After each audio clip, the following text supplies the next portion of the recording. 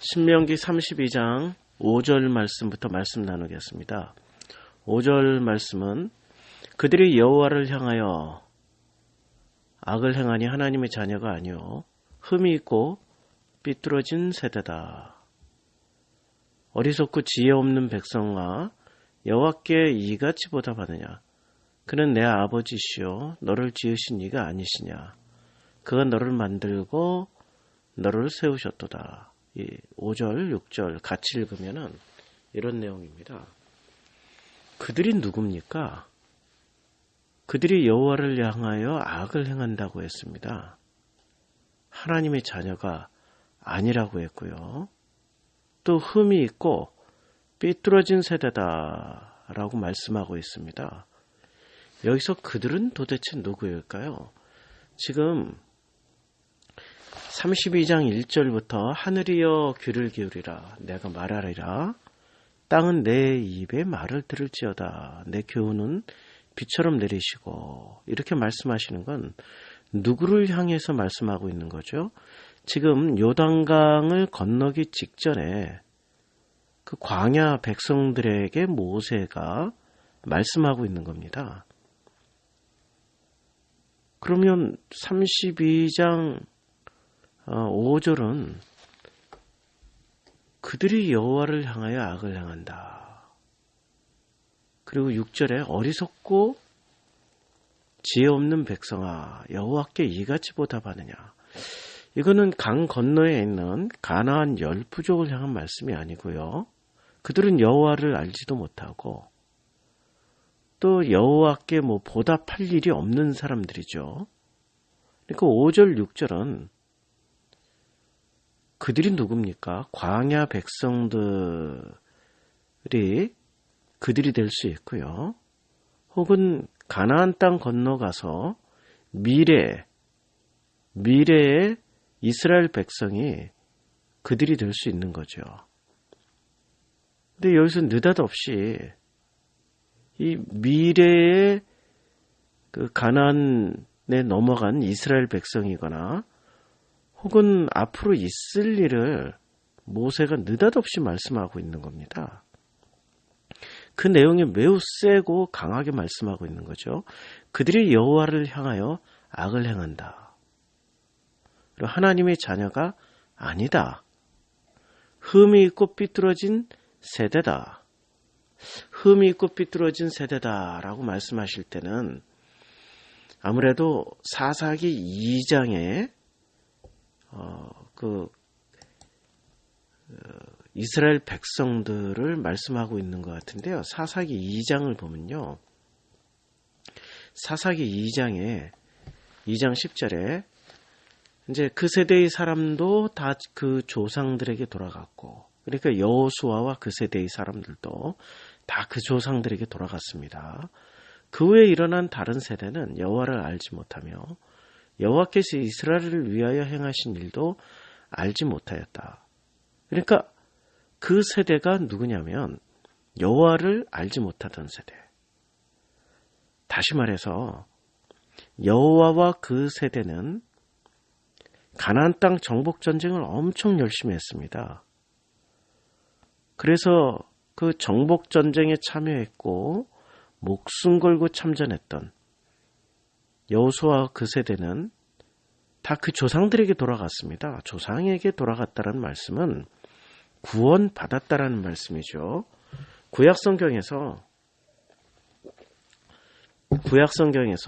이 이스라엘이라는 나라가 확정받기 전까지는 그 구원 받았다라는 징표로 두 가지를 표현합니다. 첫째는 막벨라굴에 묻히거나 이것은 조상들 세대에 해당되는 거죠. 아브라함, 이삭, 야곱. 그래서 아브라함, 이삭, 야곱과 그의 가족들 중에 막벨라굴에 묻힌 가족이 있고 막벨라굴에 묻히지 못한 가족이 분명히 존재합니다. 야곱의 부인 중에 레아와 라헬 중에 레아는 막벨라굴에 묻혔어요. 라헬은 길가에 묻혔습니다. 분명히 차이가 있는 거죠. 그리고 구원을 받았다 안 받았다라는 것을 막벨라굴이라는 특정 공간으로 암시를 해줍니다. 그리고 또 구원을 받았다 안 받았다는 조상에게 돌아갔다 아니면 조상에게 돌아가지 못했다로 말할 수 있습니다. 민수기 20장에 보면 동시에 두 사람이 죽습니다. 모세의 형제들인데요. 미리암이 죽고요. 그 다음에 아론이 죽습니다. 근데 미리암의 죽음에 대해서는 그 어떤 언급이 별로 없습니다. 막벨라굴에 갔다든지 조상에게 돌아갔다라는 말씀이 없어요. 그런데 아론의 죽음은 그 조상에게 돌아갔다라고 분명하게 언급합니다. 그리고 모세도 조상에게 돌아가리니라고 분명히 약속을 해주십니다. 내가 조상에게 돌아갈 것이다. 분명히 약속을 해주십니다. 그러니까 모세도 분명하게 구원을 받을 것이다 라는 약속을 받는 거죠. 그런 의미에서 이 사사기 2장 10절 그 세대의 사람도 여호수아 그 세대의 사람들이에요. 그 세대의 사람들도 다 그 조상에게로 돌아갔다라는 말씀은 가나안 정복 전쟁에 참여했던 여호수아와 그 세대는 구원을 받았습니다. 전쟁과 구원은 굉장히 밀접한 연관이 있는 거죠. 그러니까 이 전쟁이라는 것은 눈에 보이는 우상 숭배하지 않았고 우상을 멸했다. 이런 차원을 넘어서야 돼요. 만약에 눈에 보이는 우상 숭배와 싸워서 전쟁을 벌여서 승리를 했다. 그럼 다 구원받는다. 야, 그러면 이 세상에 그 남아있을 만한 문화재는 거의 존재할 수가 없죠.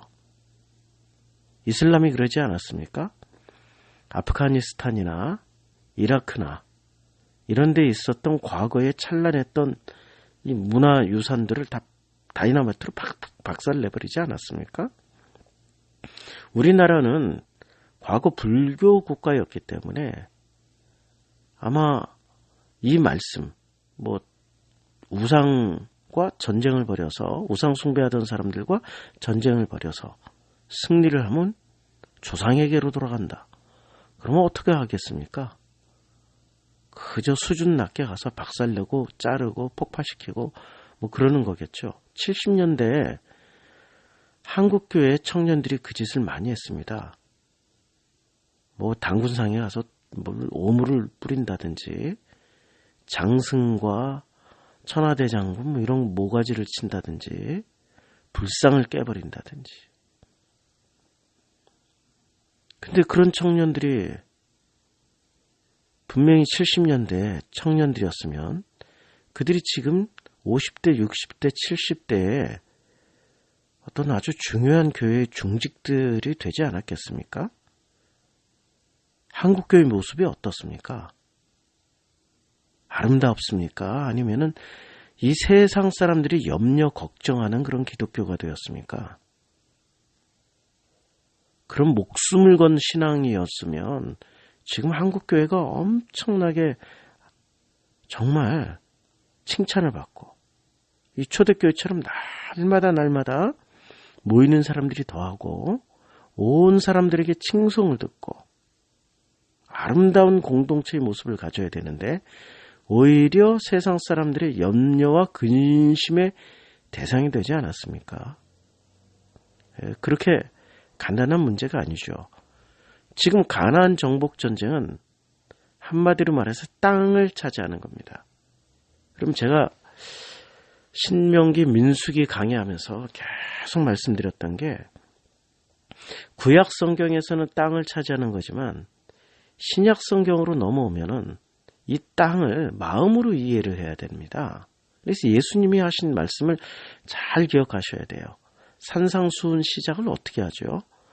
심령이 가난한 자는 복이 있다. 천국이 저희 것입니다. 라고 말씀하고 있지 않습니까? 그리고 마음이 청결한 자는 복이 있다. 저희가 하나님을 볼 것입니다.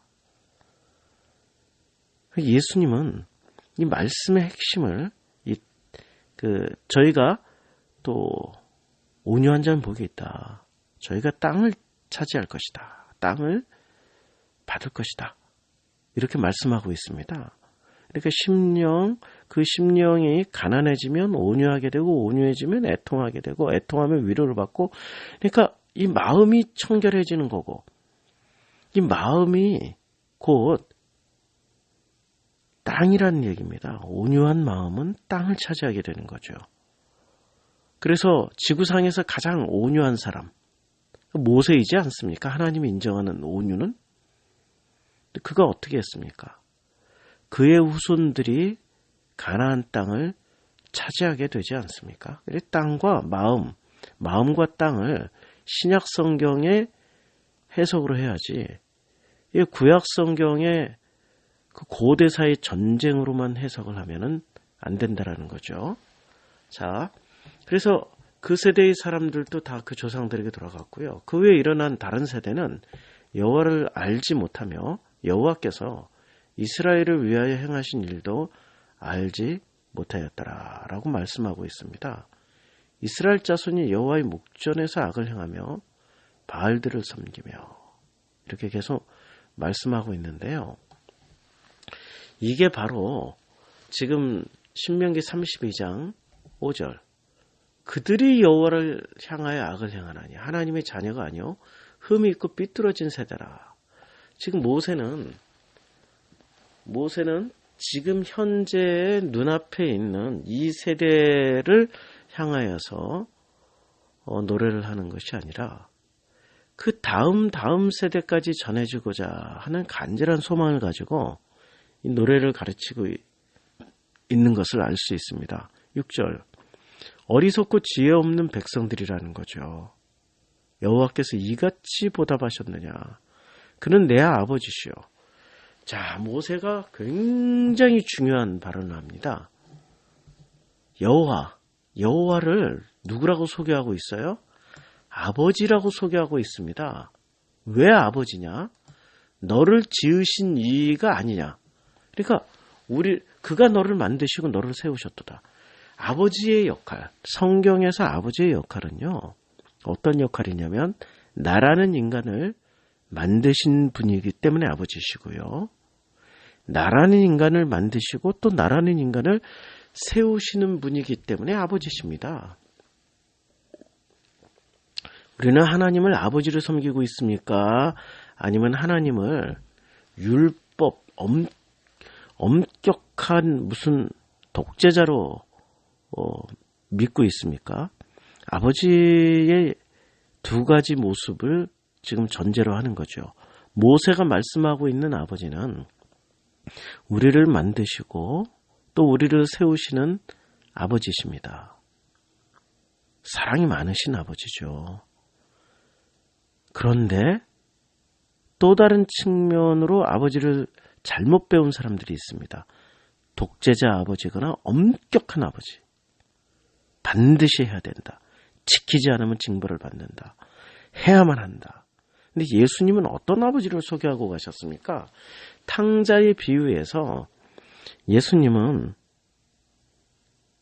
그 탕자를 아무 조건 없이 받아주시는 그 아버지를 소개했습니다. 우리는 구약 성경을 율법의 성경, 무슨 규율과 조례와 명령 하시는 그런 하나님만 생각하고 있는데요. 모세가 만난 하나님은 예수가 소개하고 있었던 그 탕자까지도 품어주시는 아버지를 소개하고 있는 겁니다. 사랑이 많으신 아버지. 묻지도 따지지도 않고 잘못된 길에서 되돌아왔을 때 그저 받아주시는 아버지. 맨발로 뛰어나가서 다른 사람들이 그를 해하지 못하게 당신의 겉옷을 벗어서 그냥 입혀주시고 그 손에 가락지를 끼워주시고 그의 손을 잡고 품에 안고 너무 좋아하시면서 그 아들을 데리고 돌아오시는 그 아버지. 모세가 소개하고 있는 아버지는 그 아버지예요. 여호와께서 이같이 보답하느냐? 여호와 그는 내 아버지시요. 혁명입니다. 혁명이에요. 여호와를 아버지로 설명하고 있습니다. 아브라함이 여호와를 아버지로 설명한 적이 있었습니까? 이삭이 여호와를 아버지로 설명한 적이 있었습니까? 야곱이 그렇게 설명한 적이 있었습니까? 지금 모세가 여호와는 아버지시다라고 말씀하고 있습니다. 그러면 여호와를 향하여 악을 행하고 하나님의 자녀가 아니 되고 흠이 있고 삐뚤어진 세대는 여호와를 뭐로 생각하는 거예요? 아버지로 생각하지 않고요. 사랑 많으신 아버지로 생각하지 않고 다른 방식으로 생각하고 있는 거죠. 그것을 우상 숭배라고 하는 겁니다. 사랑 많으신 아버지는 우리를 만드시고 우리를 세우셨습니다. 이 땅에 보내신 분도 아버지시고 우리를 세우신 분도 아버지십니다. 참 감사한 일입니다. 가끔 우리가 세상 살면서 너무 외롭고 힘들고 고통스러울 때 내가 도대체 왜 태어났지? 왜 태어나서 이런 시간을 살아야 할까? 이런 고백을 했던 사람이 있지 않습니까? 욥이 그랬죠. 욥이 그랬습니다. 욥이 그랬던 욥이 42장에 하나님을 만납니다. 하나님을 만났던 욥은 어떤 고백을 합니까? 대단한 고백을 하는 거죠. 욥기 42장에 보면 5절에 5절 제가 번역을 다시 해드렸죠. 이제까지 내가 죽게 대하여 귀로 듣기만 하였사오나 그러나 이제부터는 눈으로 주를 배움나이다. 귀로 듣는 것과 눈으로 배우는 것에 엄청난 차이가 있는 거죠. 눈으로 직접 배우니까 그분이 누구였을까요? 그분이 아버지였죠. 1장에서는 종교적인 신으로서만 믿었던 거예요. 귀로 듣고 이 책 저 책 혹은 이 성경 저 성경 혹은 이 교리 저 교리 이 종교 저 종교의 신처럼 신으로만 숭배했어요. 1장에 그 신으로 숭배하는 모습이 잘 나타나지 않습니까? 자녀들이 밖에 돌아오면 그 죄를 씻기 위해서 제사를 드리고 모든 일에 제사를 드리면서 정말 신처럼 숭배를 했죠. 종교인으로서 철저했죠. 그런데 그 모든 고난과 우여곡절을 겪고 나니까 욥이 바뀌는 겁니다. 여태껏 이제까지 내가 죽게 대하여 귀로 듣기만 하였사오나 그러나 이제부터는 눈으로 주를 배움나이다. 아버지를 뵙는 거죠. 그러므로 내가 스스로 거두어드리고 스스로 무엇을 거두려 이제까지 했던 모든 행위를 거두어드리고 종교적인 행위, 율법적인 행위, 어떤 종교적인 어떤 그런 액션들 다 거두어드리고 티끌과 재 가운데서 회개하나이다. 욥이 바뀌어버리는 거죠. 이게 욥의 모습이었습니다.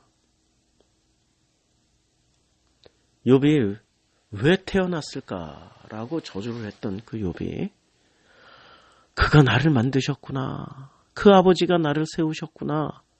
그걸 깨닫는 거예요. 놀라운 일 아닙니까? 이걸 눈으로 직접 뵀다, 보았다라고 말하는 거죠. 32장 7절 옛날을 기억하라. 역대의 연대를 생각하라. 내 아버지에게 물으라. 그가 내게 설명할 것이요. 내 어른들에게 물으라. 그들이 내게 말하리라. 그러니까 그 세대가 여호와를 행하여 악을 행하고 하나님의 자녀가 아니고 흠이 있고 삐뚤어진 세대고 어리석고 지혜 없는 백성들이라서 여호와를 종교의 신처럼 그냥 숭배해버린 거예요. 우상처럼 숭배해버린 겁니다. 소원, 성취, 만사, 형통의 도구로서만 이용해 먹은 거죠. 소원, 성취, 만사, 형통의 능력 있는 신으로만 숭배하다 보면 바알이나 여호와나 아세돗이나 여호와나 아세라나 여호와나 몰렉이나 여호와나 무슨 차이가 있습니까? 똑같은 자기 욕망의 성취를 해줄 수 있는 신으로 전락해버리는 거죠. 그건 서로에게 비극이죠. 우리 인간들에게도 비극이고 여호와에게도 참으로 슬픈 일이지 않습니까? 그런데 여호와가 바알과 아세라, 몰렉과 다른 점이 있다면 그들은 숭배의 대상이 될 수 있지만 여호와는 아버지라는 겁니다. 우리를 직접 만드시고 우리를 지으시고 우리를 세우신 분이세요. 그것을 기억하라는 겁니다. 그것을 기억해야 돼요. 그래야 되돌아올 수 있다는 말씀입니다. 역대의 연대를 생각하라. 역대의 연대, 그 역사와 역사의 역사. 아브라함, 이삭, 야곱부터 시작해서 그 애굽 생활 400년과 광야 생활 40년 그리고 가나안 정복 전쟁에 그 역대의 연대를 생각하라. 그럼 내 아버지에게 물으라. 이게 내 아버지에게 물으라는 것은 이때는 하나님 아버지에게 물으라는 것일 수도 있고요. 아니면은 진짜 아버지에게 물으라. 육신의 아버지에게도 물으라. 그러나 그분들은 돌아가셨죠. 그 세대는. 그러나 그 아버지에게 자우지가 물어라. 조상들에게 물어라. 이런 뜻일 가능성이 높아요. 그가 내게 설명할 것이요. 내 어른들에게 물으라. 그들이 내게 말하리라. 자, 되돌아올 수 있는 길은 뭡니까? 하나님을 종교의 신, 그 종교의 신으로 잘 믿고 있는 사람들이 있지 않습니까? 이슬람 신자들. 종교의 신으로 믿고 있죠. 엄격하고 무섭고 지키면 복을 받고 안 지키면 저주를 받아 지옥 간다라고 믿고 있는 그 이슬람 사람들. 신천지가 이만희를 섬기고 있잖아요. 아버지를 섬기고 있습니까? 종교의 신으로 섬기고 있습니까? 종교의 신으로 섬기고 있죠. 무서워서 벌벌벌 떨죠. 그래서 이만희한테 욕해봐라 그러면 욕 못하죠. 아버지로서 관계 형성이 되어 있는 게 아니라 신으로서 관계 형성이 되어 있다. 그것이 바로 여호와를 향하여 악을 행하는 거고요. 하나님의 자녀가 아니 되는 거죠. 흠이 있고 삐뚤어진 세대처럼 살게 되는 거고요. 그게 바로 어리석고 지혜 없는 백성이요. 그것이 망하는 길입니다. 그래서 모세가 이렇게 말씀하십니다. 여호와, 그분은 내 아버지시다. 너를 지으십니다. 그가 너를 만드시고 너를 세우셨도다. 할렐루야.